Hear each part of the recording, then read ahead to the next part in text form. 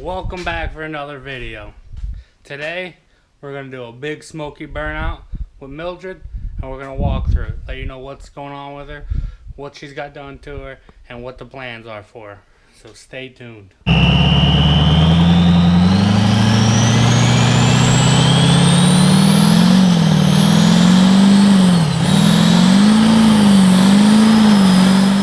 And here we go.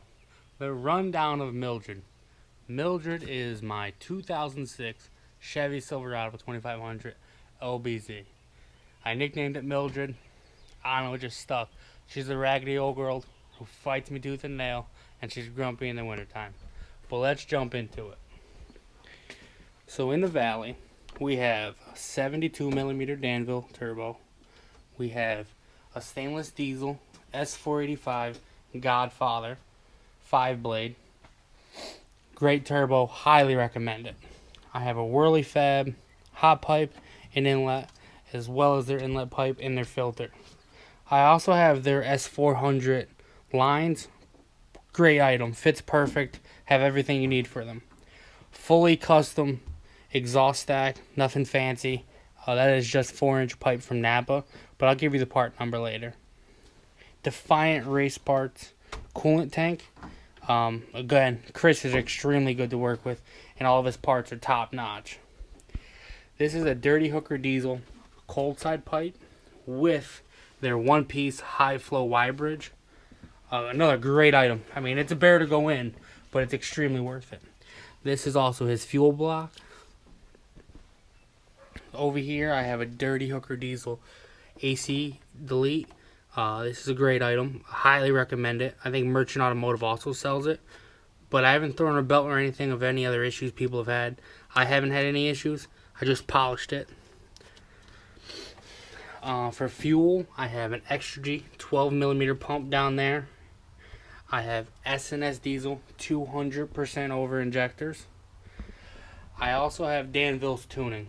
Now, I think Mark and Eric are great guys to work with. I highly recommend them to anybody. Not bashing anybody else.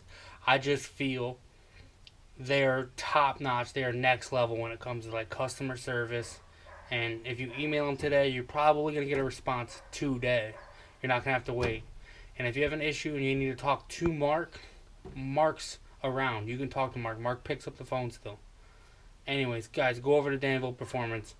They're killer people, awesome products. Check them out. I also have some wiring for all my gauges. We'll get into that. So this hood, I've gotten a couple Instagram messages about the hood. This hood was a smoking deal. I didn't want to cut up my stock hood because I never know if I'm going to go back to a full exhaust. So this hood was a buddy of mine who said he got a new hood. I asked him what he was doing with his other one, and he said nothing if I wanted it to come get it. And I grabbed it. No, it's not perfect. It's got a little bit of rust spots, but I cut a big hole in it. What better than to use a little bit of a rusty hood? The headlights, nothing fancy. I want to say they're Amazon or eBay specials. The mirrors are the same thing. They're fully power. But let's go inside and take a look at my gauges.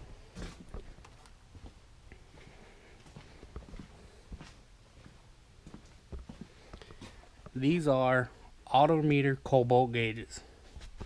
I have a boost, pyro, fuel pressure. Now this goes directly to my lift pump and the rail.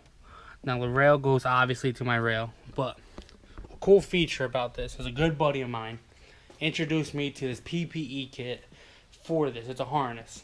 It's a plug and play, super easy to work with. Anybody can use it.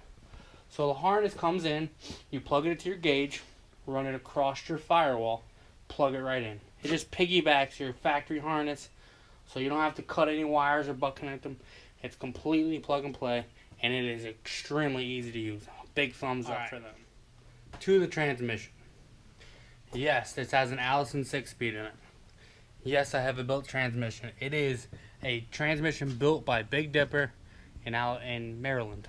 I have Suncoast internals. I have 1058 converter. I'm going to change it so it pairs better with your turbo. Now, a lot of people say, oh, well, my truck's laggy. Oh, I don't feel like I can get up on the converter. I can't build boost. A A lot of guys will tell you your turbo converter, you got to pair them up so they go with each other. Not all converters match well with all turbos, and vice versa. Right now, the compounds that I'm running are a little bit on the bigger side, and they probably don't pair well with that 1058. 1058 is a great converter, but I feel like I should get something different that pairs with it better, so the drivability is better. Again, nothing wrong with Suncoast converter. I'll probably send that one in and just have it restalled if I can. I'm not real positive, but I'm gonna check in on it, and if not, just get a different converter. All right, fuel. I'm sorry to jump it all over the place. I gotta pull my phone out and check my notes and make sure I'm not forgetting anything. I want to tell you guys everything that's done to it. So if you guys ever wanted to do something towards this way, you have a little bit of an example. So fuel.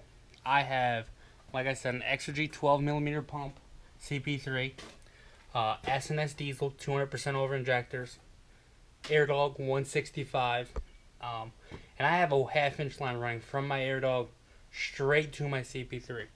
Put a barb in there, good to go.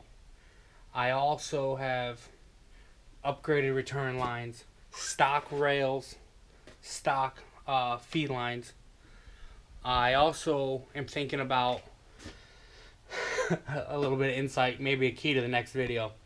I want to take the bed off, cut the cross member for my spare tire that I don't need, relocate my shocks so they're straight up and down vertical, and I also want to possibly drop my stock tank and put a fuel cell in the back.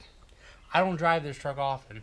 I might have 200 miles on this truck in the last 3 years. Granted, it was down for like 6 months because it was a head gaskets and it was a big snowball.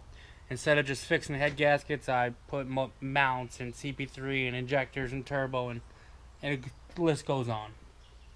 But maybe a fuel cell's coming up. Stay tuned.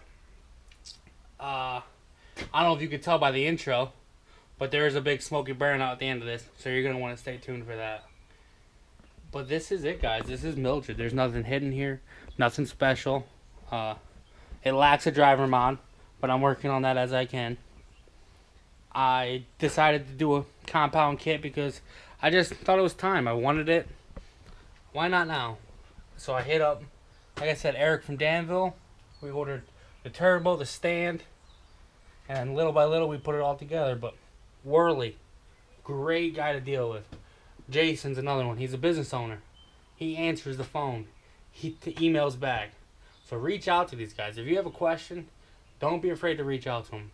That is the one thing I must say about diesel trucks and the whole get-together. Everybody, for the most part, helps each other out. And it's really awesome. Suspension.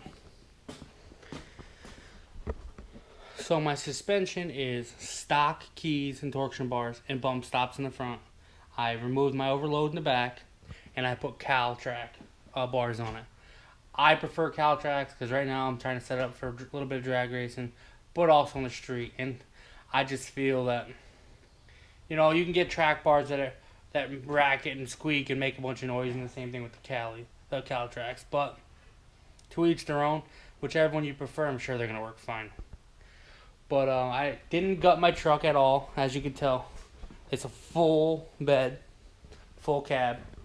The only reason I'm missing my back seat is because it has a tear in it, and I want to get it fixed.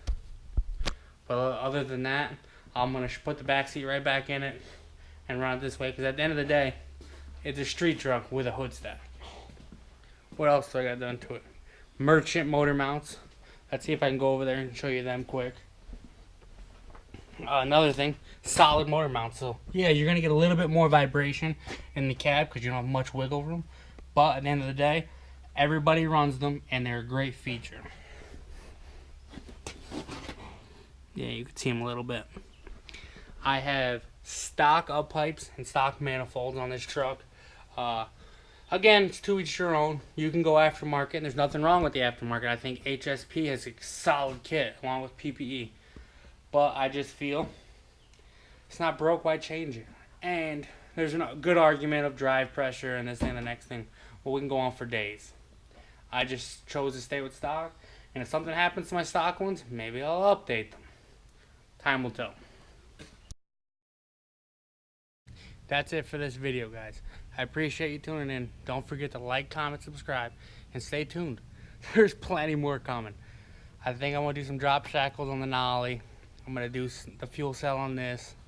And I don't know, maybe I'll do some framework, and I'll do the shocks. There's a pile. So make sure you subscribe, and I'll see you on the next one. Later. Well, guys, I promised you a big smoky burnout. So, here it is.